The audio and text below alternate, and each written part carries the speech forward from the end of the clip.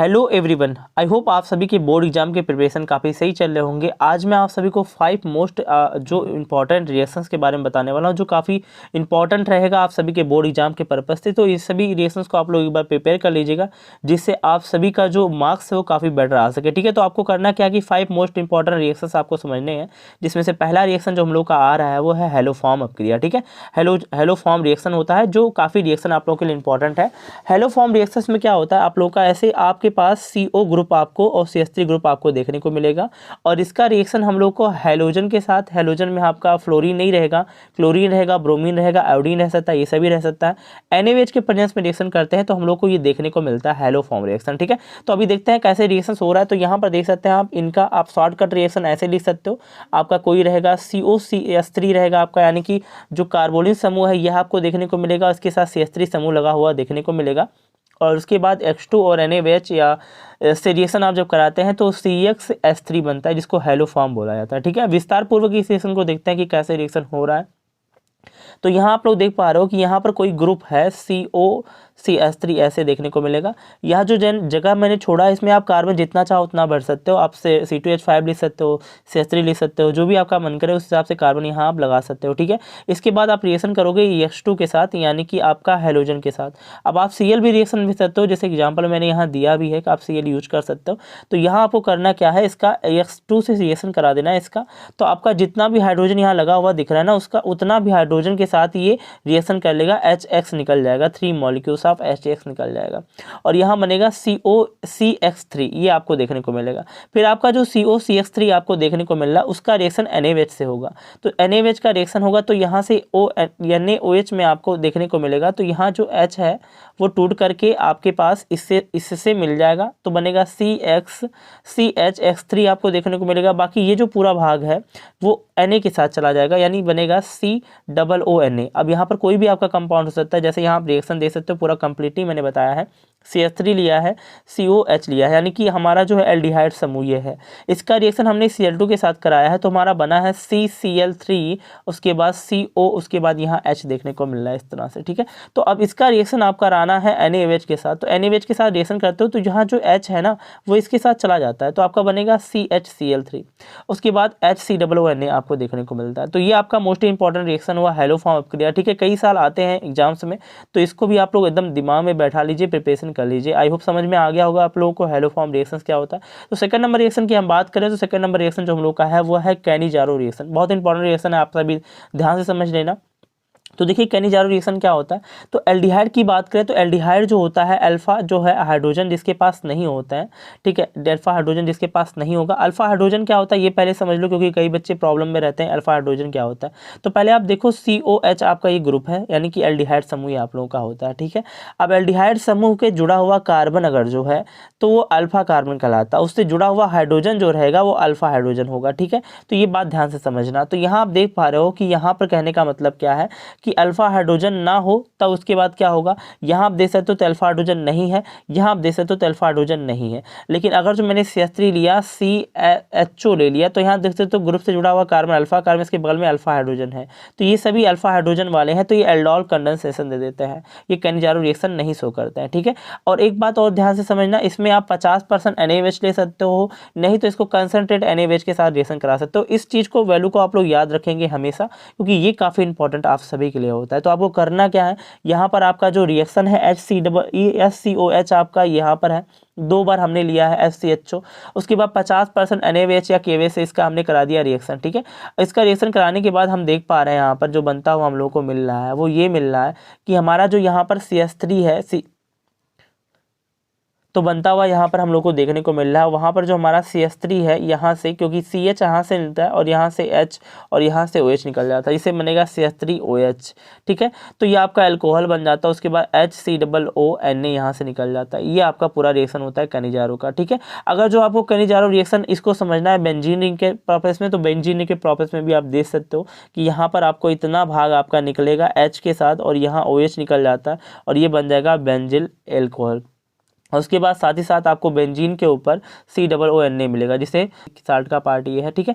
अब हम बात करें रेमर टेमर रिएक्शन की, जो काफ़ी इंपॉर्टेंट है, ये एग्जाम में आ सकता है बाबू, एकदम दिमाग में बैठा लो सभी लोग कि इसका रिएक्शन कैसे होगा। तो इस रिएक्शन को आप कैसे कहते हैं, तो देखो फिनाल आपका रहेगा, इसका एक्वस NaOH या KVH रिएक्शन कराएंगे CHCl3 के प्रेजेंस में, CCl4 के प्रेजेंस में। अगर जो आप CHCl3 लेते हो या CCl4 लेते हो तो दोनों रिएक्शन से ही आपके रेमर टेमर है। ये कोई मायने नहीं रखता कि आपने CHCl3 लिया, CCl4 छोड़ दिया तो आपका ये जो रेमर टेमर रिएक्शन नहीं देगा, ये भी रेमर टेमर रिएक्शन देगा, इसको याद रखिएगा। अब अगर जो हम रिएक्शन करा दे रहे हैं हेलो फॉर्म के साथ यानी CHCl3 के साथ, तो रिएक्शन कैसे होगा, क्या बनेगा, उस सभी चीज़ों को देखना है ध्यान से। तो पूरा रिएक्शन ध्यान से देखो, आप सबको समझ में आ जाएगा कैसे कैसे प्रोसेस हो रहा है। थोड़ा लेंदी हो सकता है लेकिन बहुत इंपॉर्टेंट है, आप समझ सकते हो किस तरह से ये प्रोसेस होगा। ये आपका फिनाल है, इसका रिएक्शन आपने एक्वस NaOH के साथ कराया है, तो आप देख सकते हो यहाँ से OH और यहाँ से H निकल जाएगा। पूरी वैल्यू निकालोगे तो आपका H2O देखने को मिलता है, यहाँ से H2O आपका निकल जाएगा और उसके बाद बन जाएगा ONA। इसका रिएक्शन आपको करा देना है CHCl3 के साथ। तो CHCl3 में आप देख सकते हो एक H जो है वो Cl को लेकर चला जाएगा, क्योंकि आपको बेंजीन के चारों तरफ H देखने को मिलता है। तो यहाँ पर एक H जो है इस Cl को लेकर चला जाएगा, जिससे निकलेगा HCl, जैसे देख पा रहे हो यहाँ पर। उसके बाद आपके पास CHCl2 मिलेगा। देखो जितनी मात्रा में आपने यहाँ Cl2 दिया ना, उतनी मात्रा में आपको NaOH लिखना है, ठीक है। तो आप NaOH दे सकते हो कितनी मात्रा में आपका मिलेगा, यहाँ पर 2 बार Cl है तो आपका 2 बार NaOH यहाँ काउंट होगा, ठीक है।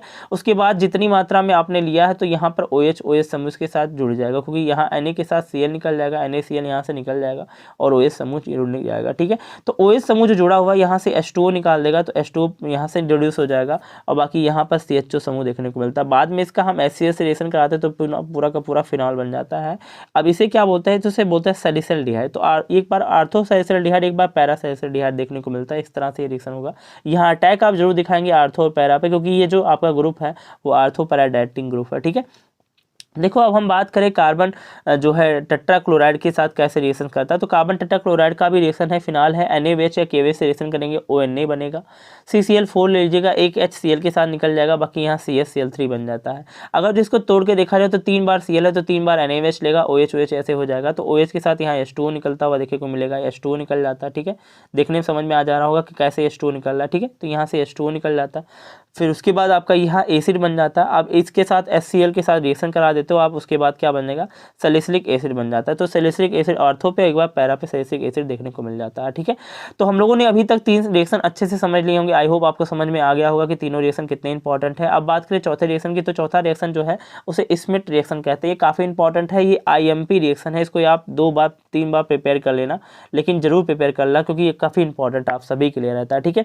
इसका रिएक्शन हम देखो RCOOH आपका समूह है, ठीक है। ये एक एसिड समूह है और जो आपका एक फॉर्मूला है NH3 को बोलते हैं हाइड्रोजोइक एसिड बोलते हैं। और इसका कंसंट्रेट H2SO4 से रिएक्शन कराएंगे, एज ए कैटलिस्ट ये परफॉर्म करेगा।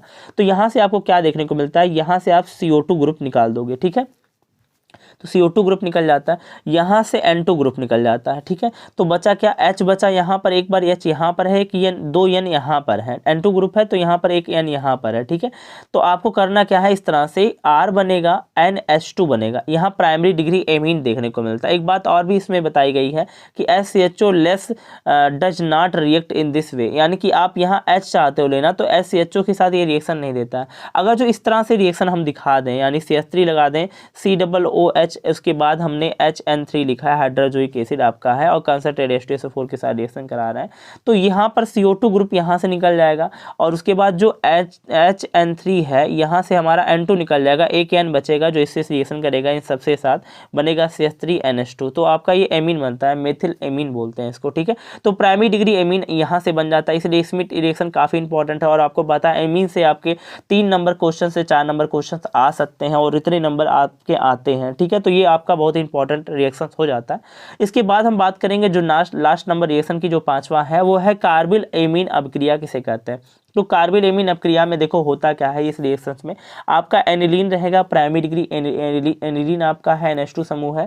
इसका CHCl3 यानी क्लोरोफॉर्म NaOH के साथ या KOH के साथ रिएक्शन कराते हो तो यहाँ पर जो N है इसके साथ यहाँ से C निकल जाता है, जिसको आइसोसाइनाइड बोलते हैं। जिसे आइसोसाइनाइड टेस्ट भी कहा जाता है। बहुत से प्रश्न में आ जाए आइसोसाइनाइड टेस्ट की कोई एक अभिक्रिया लिखिए तो आपको कार्बिल एमीन अभिक्रिया लिखना पड़ता है, NC बनता है और यहाँ से आपका KCl या NaCl जो आप यूज कर रहे हैं वो निकल जाएगा, H2O निकल जाता है इस तरह से। अब देखो यहाँ परफॉर्मेंस करके भी दिखा दिया आपने, हमने दिखा दिया आपको। C2H5NH2 आपका है CHCl3 के साथ रिएक्शन हुआ है NaOH के प्रेजेंस में, तो आप देख सकते हो यहाँ N है, ये C चला जाएगा, बन जाएगा C2H5NC आपका आइसोसाइनाइड, और KCl या H2O आपको देखने को मिलता है इस तरह से। हालांकि ये KCl मैं बार बार रिपीट कर दे रहा हूँ, यहाँ NaCl होगा, इसको आप लोग थोड़ा ध्यान दीजिए क्योंकि हमने Na लिया यहाँ पर, तो NaCl आपका ये निकलता हुआ दिखेगा। ठीक है, आई होप आपको समझ में आ गया होगा कि ये 5 रिएक्शन कितने इंपॉर्टेंट है। आपको वीडियो कैसा लगा कमेंट करके जरूर बताइएगा, और वीडियो अच्छा लगा हो तो चैनल को प्लीज़ सब्सक्राइब कीजिएगा, बेल आइकन को हिट कीजिएगा जिससे आने वाले वीडियोज़ की नोटिफिकेशन मिल सके। और आप सभी वीडियोज़ को शेयर कीजिए जो भी बच्चे क्लास 12th में, क्योंकि समय बहुत ही कम मिला उनको, जिससे उन सभी का मदद हो सके और ये 5 नंबर उनके हाथ में आए, क्योंकि ये 5 नंबर हर साल आते हैं और ये पाँचों रिएक्शन काफ़ी इंपॉर्टेंट है। हो सकता है इस साल के भी पेपर में आपके 5 नंबर यही दे दें। ठीक है, तब तक के लिए धन्यवाद, जय हिंद।